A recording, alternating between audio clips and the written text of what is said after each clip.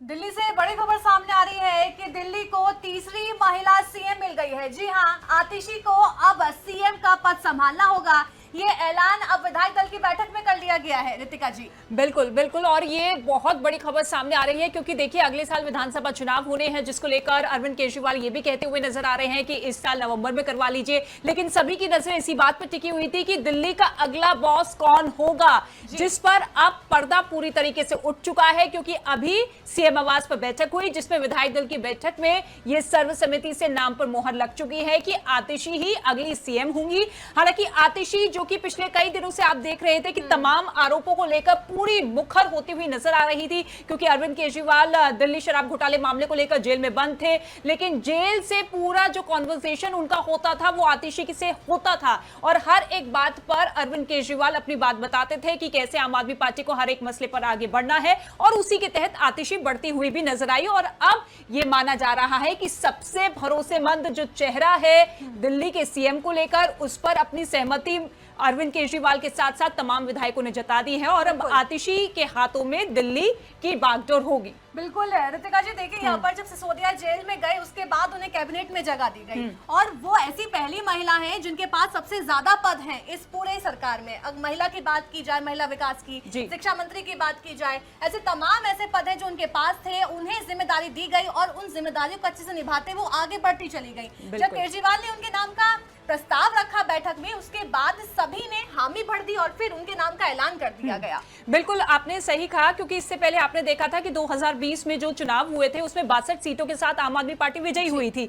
और पहली बार आतिशी ने चुनाव लड़ा था। लेकिन जो पद उनको मिला था, मंत्री का पद और तमाम जो कार्यालय के जिम्मेदारी उनके कंधों पर दी गई थी, वो पिछले साल ही दी गई थी। और ऐसे में इतने एक साल में आतिशी ने इन सभी कामों को इतना बखूबी संभाला किया कि अब अरविंद केजरीवाल ने अपना पूरा भरोसा उन पर जताया और अब बड़ी जिम्मेदारी दे दी है। पहली पसंद हर वक्त अरविंद केजरीवाल की आतिशी रही है, लेकिन अब देखने वाली बात यह होगी, क्योंकि मांग यह भी की जा रही है कि नवंबर में चुनाव करवाए जाए, और मनीष सिसोदिया इस्तीफा दे चुके हैं, अरविंद केजरीवाल इस्तीफा दे चुके हैं। तो ऐसे में अब क्या आतिशी को दिल्ली की कमान सौंपने के बाद अब पूरा फोकस आम आदमी पार्टी यानी कि अरविंद केजरीवाल का हरियाणा चुनाव को लेकर होगा? हाँ, इस बीच एक बात यह भी है कि सुनीता केजरीवाल के नाम को लेकर भी चर्चा थी। जैसे लालू प्रसाद यादव जब जेल में गए थे तो उन्होंने अपने पद से इस्तीफा दिया, लेकिन राबड़ी देवी को जिम्मेदारी सौंपी गई थी। तो कुछ वैसा होता हुआ भी लग रहा था, कयास लगाए जा रहे थे। लेकिन अब जब आतिशी के हाथों में अब दिल्ली की कमान होगी, तो ऐसे में अब बीजेपी का रिएक्शन क्या होता है, इस पर भी हमारी नजर बनी हुई है।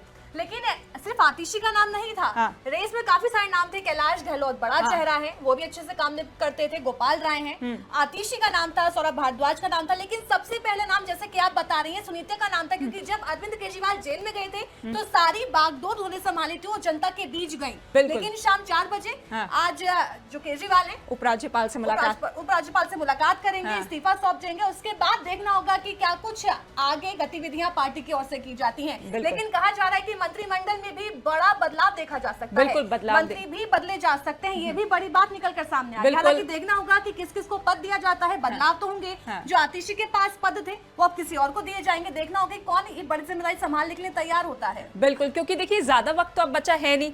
अगर अरविंद केजरीवाल ये मांग कर रहे हैं कि नवंबर में चुनाव करवा लिए जाए, तो यानी कि आप मान के चलिए कि 2 महीने ही वो सीएम की कुर्सी से दूर रहेंगे, क्योंकि अभी वो समर्थन जनता से मांग रहे हैं, कह रहे हैं कि देखिए मैंने तमाम जो चीजें की थी वो जनता के हित में कही थी। लेकिन बीजेपी जिस तरीके से हमलावर हुई, तो उसको लेकर वो सीधा अब ईमानदारी का प्रमाण पत्र जनता से मांग रहे हैं। तो बीजेपी इसको लेकर भी कह रही है कि देखिए जल्द चुनाव करवाने के पीछे अरविंद केजरीवाल की एक ये मंशा भी हो सकती है, क्योंकि ज्यादा दूर वो सीएम की कुर्सी से नहीं रह सकते। लेकिन दूसरी तरफ अब देखना यह होगा, क्योंकि हमने एमसीडी के चुनाव देख लिए, हमने लोकसभा के चुनाव देख लिए, जिसमें आम आदमी पार्टी कुछ ज्यादा खास नहीं कर पाई। ठीक है, बाकी राज्यों में देखिए कि किस तरीके से कई सीटों पर, यानी कि ज्यादातर सीटों पर ही उनकी जमानत जब्त हुई है।